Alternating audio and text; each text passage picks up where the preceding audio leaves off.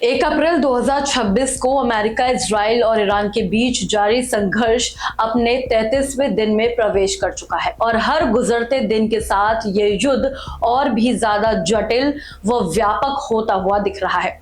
Iran ने दावा किया है कि उसने अमेरिकी MQ-9 रैपर ड्रोन को मार गिराया, जो इस्तेफान क्षेत्र में सैन्य गतिविधियों की निगरानी कर रहा था, जहां कथित तौर पर यूनाइटेड स्टेट्स की ओर से बंकर बस्टर बमों का उपयोग किया जा रहा था। वहीं समुद्री मोर्चों पर खाड़ी क्षेत्र में तनाव और भी ज्यादा गर्म हो गया है, जब दुबई के पास एक कुवैती ऑयल टैंकर पर हमला हुआ, जिसकी जानकारी यूके मैरीटाइम ट्रेड ऑपरेशंस ने खुद दी। इसके साथ ही इराक के एरबिल में अमेरिकी बेस पर ड्रोन हमले और यूनाइटेड अरब एमिरेट्स में संभावित हमलों की खबरें भी सामने आने लगी। हालांकि इसकी पूरी पुष्टि अभी नहीं हुई है।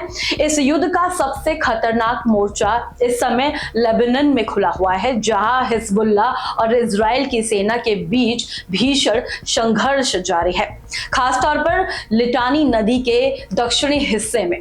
कुछ रिपोर्ट्स के मुताबिक इस लड़ाई में इजराइल को भी काफी नुकसान हुआ है। दूसरी ओर इजराइल ने पिछले 24 घंटों में 200 से अधिक एयर स्ट्राइक कर ईरान की मिसाइल सुविधाएं, सैन्य ठिकाने और इलेक्ट्रॉनिक इंफ्रास्ट्रक्चर को निशाना बनाया, जिससे तेहरान के कुछ हिस्सों में बिजली बाधित हुई।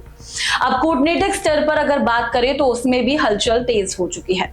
इजराइल के प्रधानमंत्री बेंजामिन नेतन्याहू ने सऊदी अरब से भूमध्य सागर तक तेल पाइपलाइन का प्रस्ताव दिया है, जिससे स्ट्रेट ऑफ हॉर्मुज को बाईपास किया जा सके और ईरान के दबाव को कम किया जा सके। तो वही डोनाल्ड ट्रंप का बयान भी इस पर अब सामने आ गया, जिसमें उन्होंने संकेत दे दिए कि अमेरिका अब इस संघर्ष का पूरा बोझ अकेले उठाने के पक्ष में नहीं है और अन्य देशों को भी सक्रिय भूमिका निभानी होगी।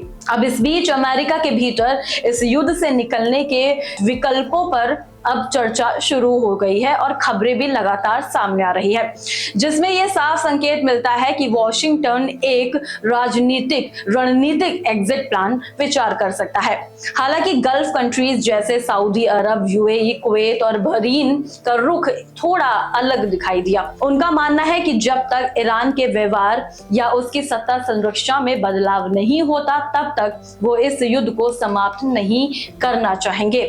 दूसरी तरफ ईरान क्षेत्रीय दबाव बढ़ाने के लिए हौती मूवमेंट को रेड सी में सक्रिय करने की रणनीति बना रहा है, जिसमें बब एल मंदेब और स्ट्रेट ऑफ हॉर्मुज जैसे अहम समुद्री मार्गों पर खतरा बढ़ जाएगा। अब इसका सीधा असर वैश्विक तेल आपूर्ति पर पड़ेगा।